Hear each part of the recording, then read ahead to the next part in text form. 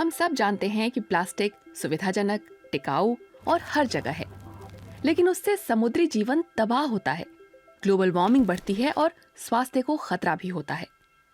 Plastic की लत से पीछा छुड़ाने के लिए अगर हम मशरूम, सीवीड या लकड़ी जैसी प्राकृतिक सामग्रियां इस्तेमाल करें तो कैसा रहे? हमारे पास कौन कौन से विकल्प हैं और ये हर जगह क्यों नहीं मिलते?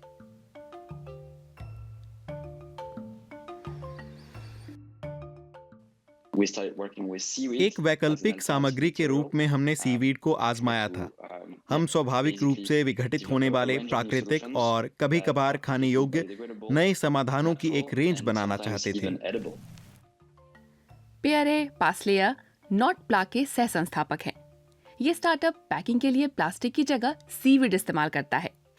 सीवीड हमारे लिए हमेशा ही एक अच्छा चुनाव था क्योंकि वो बहुत तेजी से उगती है। हम जो सीवीड इस्तेमाल करते हैं उनमें से कुछ हर रोज 1 मीटर तक बढ़ सकती है और ये करीब 10 करोड़ साल से तो है ही, इसलिए जहां भी जाएगी प्रकृति से अपना लेती है। लेकिन प्लास्टिक के साथ ऐसा बिल्कुल नहीं है। 40% प्लास्टिक पैकिंग में काम आती है। 2018 में सिर्फ 13.6% प्लास्टिक के डब्बे और पैकेट रिसाइकल हो पाए थे। इससे निपटने के लिए नॉट प्ला ने सॉस और ड्रिंक्स के लिए सीवीड से बने छोटे सैशे तैयार किए हैं। अंदर के माल के साथ इसकी पैकिंग भी खा सकते हैं। अगर न भी खाएं और इसे फेंक दिया जाए तो नॉट प्ला का दावा है कि वो 4 से 6 हफ्तों में पूरी तरह विघटित हो जाएंगे। विघटित होने वाले इन सैशों को बनाने के लिए भूरी सीवीड को सुखाकर पीसा जाता है। एक खास मशीन फिर उस चूरे से एक झिल्ली बना देती है, जिसमें कुछ भरकर उसे बंद कर दिया जाता है। ये स्टार्टअप कंपनी खाने के डिब्बों के लिए भी एक स्पेशल कोटिंग बनाती है। आमतौर पर इन्हें चिकनाई मुक्त बनाने के लिए उनमें प्लास्टिक की कोटिंग होती है, लेकिन वे फिर न रिसाइकिल हो पाते हैं और न ही विघटित। कंपनी ने इसका तोड़ निकाला सीवीड के रूप में। इसका मतलब ये डिब्बे 29 दिन में विघटित हो जाएंगे। एक बढ़ती समस्या का ये एक हल है। हाल का एक अध्ययन बताता भी है कि समुद्र में प्रदूषण करने वाले 10 सबसे अहम चीजों में खाने के पैकेट भी हैं। लेकिन सीवीड ही इस मर्ज की अकेली दवा नहीं है।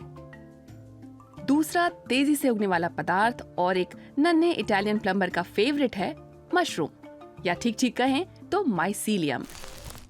माइसीलियम मशरूमों की जड़ें होती हैं जो एक भूमिगत नेटवर्क बना लेती हैं, जिन्हें हाइफे कहा जाता है।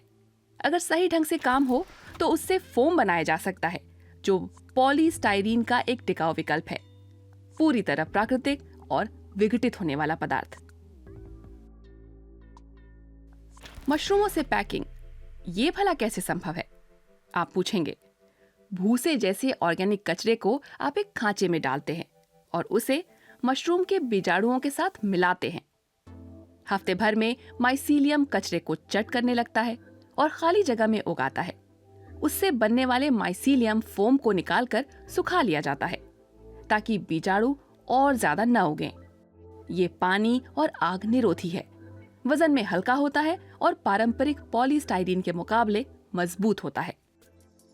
यान बेरबी की कंपनी माइसीलियम पैकेट बनाती है।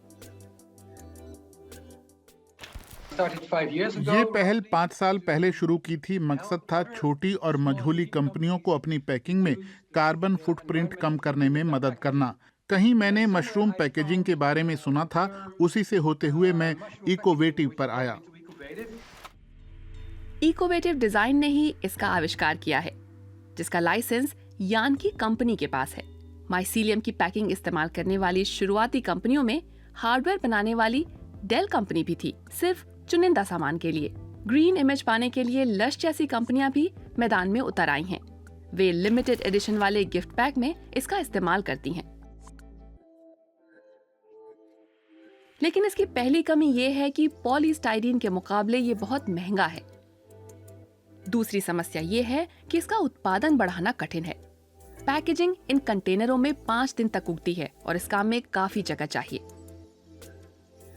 आइकिया ने 2020 में माइसीलियम पैकेजिंग के इस्तेमाल की घोषणा की थी, लेकिन औद्योगिक स्तर पर इसे लागू नहीं किया जा सका, तो 1 साल बाद इसे रोक दिया गया। निश्चित रूप से ये अभी स्टाइरोफोम के स्तर पर नहीं आया है। उसी लागत में इसे बनाया भी जाए तो बड़े पैमाने पर उत्पादन करना होगा। इसके लिए फैक्ट्रियां खड़ी करनी होंगी और इसमें समय लगेगा।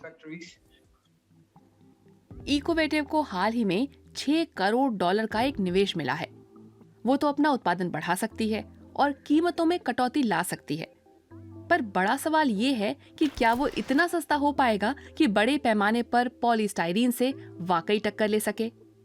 प्लास्टिक के विकल्प तो हैं और हाँ, बड़े ब्रांड भी इस बाजार में हाथ आजमाने लगे हैं, लेकिन कीमतें अब भी ऊंची हैं और बड़े ब्रांडों के सहयोग के बावजूद उत्पादन का स्तर बेहद छोटा है।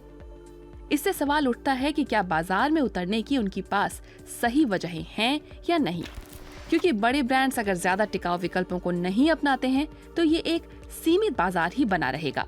प्लास्टिक का इस्तेमाल कम से कम करने के लिए हमें कुछ खास चीजों के लिए बड़े पैमाने पर पूरी तरह प्राकृतिक विकल्प तैयार करने होंगे।